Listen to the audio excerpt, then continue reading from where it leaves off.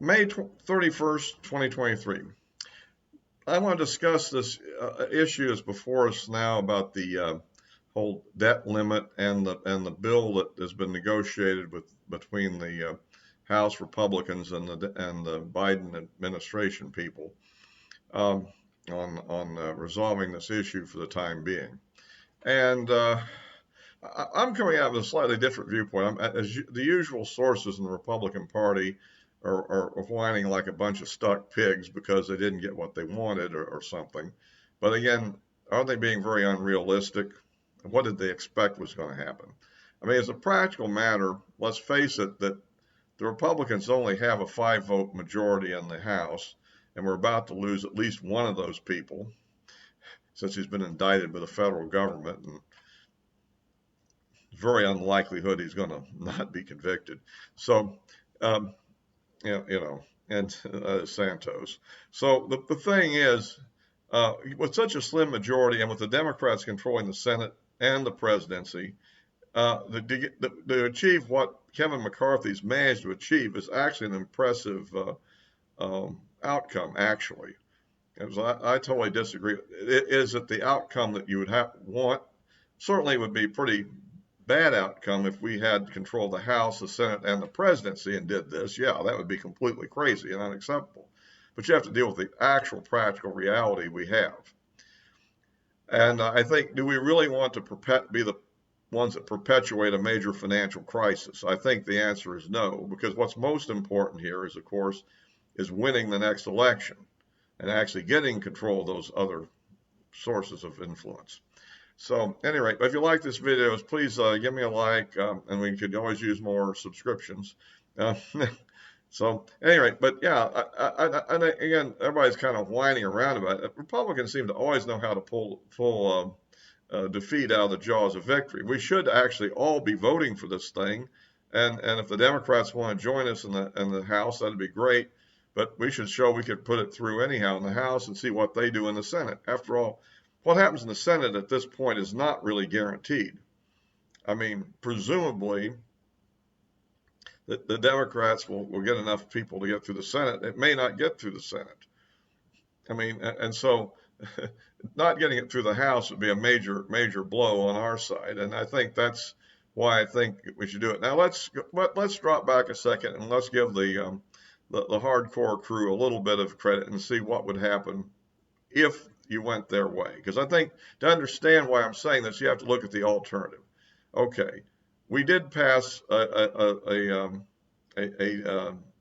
debt limit increase along with some significant spending cuts in the original bill that went through the House. Okay. So one strategy would be to say, look, we've done our job. It's the Senate's turn to do their job, and just sit there and basically demand they pass our bill, or at least pass something until it comes back to us. Well, more than likely, I don't know what the Senate would pass. Maybe they can't pass anything. Maybe enough of the weaker Republicans would cave in with every Democrat, and they would manage to pass just a pure, clean debt limit bill. Or conceivably, they might even pass the compromise that was been negotiated. But in any event, they would come back. We'd still be in the same place anyhow, basically. But a more likely outcome that could happen is that certainly the Democrats in the House have been moving to do what's called to pass a discharge petition, which essentially would allow them to vote the thing to the floor, and all they would need is a handful of 3 or 4 Republicans to defect to their side to do it, and there's probably enough moderates to do that. And what would you end up with? They would pass a clean debt limit without any of the cuts through the House, and the Senate might be so desperate at that point that the Democrats plus some moderate Republicans would go along with it, and it'd be a complete defeat. So that's the reason. That's another reason why I think it'd be smart to go ahead with this. The other possibility is that didn't happen, and you simply perpetuate a financial crisis of sorts. Now, the one thing that won't really happen is we aren't going to really default on the debt unless the Biden administration decides to do so, because there's enough tax revenue coming in to pay the interest on all the debt and to pay the principal back for any maturing bonds, and using the various mechanisms that the Fed has of basically having banks buy the bonds and then them buy them back and effectively monetize the debt. They can maintain the debt without a default.